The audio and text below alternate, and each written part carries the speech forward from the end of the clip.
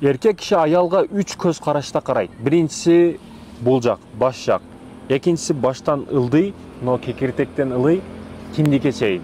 Андан кийин үчүнчү бөлүк киндиктен тизеге чейин. Ушул 3 көз карашта аялга эркек киши карайт экен да. Биринчиси баш дегени не десеңиз, акыл менен, акыл көз караш менен. Натыйжасы эмне болот? Акыл менен ой жүгүртөт. Зордоп коюштан мурда камалып кетемин деп мисалы үчүн ойлойт.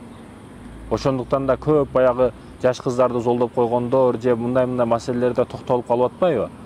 Камалып кетти же өлтүрүп койду десе, мен да кылсам ушундай болот экен деп көп жамандар токтолуп калып атат. Мунун себеби не? Акыл менен ой жүгүртүп атат да. Экинчиси ошол кекиртектен ылдый, киндикке чейин аялга көз карашта карайт десеңиз, бул сезимдер менен, жүрөк менен, кээде сүйүп, любовь, махаббат бардыгы ушул киндик менен кекиртектин ортосунда. Бул учурда акыл иштебей калат.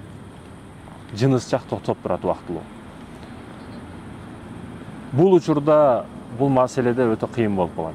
Андан кийинки көз караш не десеңиз, урматтуу мекендештерим, бул түшүнүктүү болду окшойт. Киндиктен тизеге чейин бул жынысчак менен карайт. Ушул эркектер бүгүн өтө көбөйүп кетти. Ушул жак менен караган, ушул жак менен көргөн эркектер өтө көбөйүп кетти. Көз карашыбыз эки түрдүү болуш керек. Кандай? Биринчиси, кыз аялга караганда жардам берем. Кандай көз карашта? Бу апам, эжем, бир тууганым деп карап, эмне жүгү барбы? Балким жардам керек. Экинчиси, бирдеке кылып кетем. Ох, кандай фигуралуу кыз экен, же ушундай экен, мындай экен. Көзүңдү эки тараптуу карасаң болот да. Ушул эки жактуу. Андан кийин, урматтуу мекендештерим, 3 түрдүү кыздар болот. Эми 3 түрдүү аял болот дегеним. 3 түрдүү аял. Биринчиси Кудайдан корккон, Кудайга баш ийген кыз. Кудайдан корккон кыз, Кудайдан корккон аял бул ар дайым такыбалыкка, тазалыкка аракет кылат. Себеби Кудайдан коркот. Экинчи аялдын түрү бар, бул күйөөсүнө баш ийет.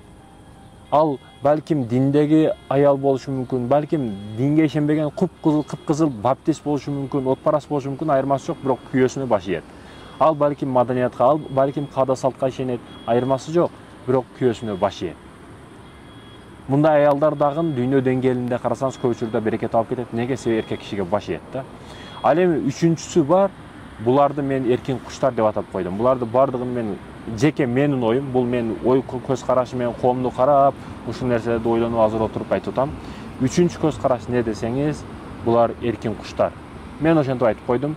Булар Кудайга дагы баш ийбейт, күйөөсүн уруу ойнобойт.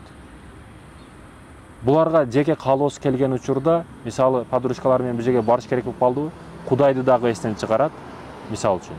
Күйөөсүнө дагы деп туруп, деп бара турган жерге бара берет да. Бул жерде өзүнүн каалоосу келген учурда ал аял үчүн Кудайдын дагы мыйзамы, күйөөсүнүн дагы мыйзамы уруу ойнобойт. Өзүнүкүн кылыш керек, жеш керек.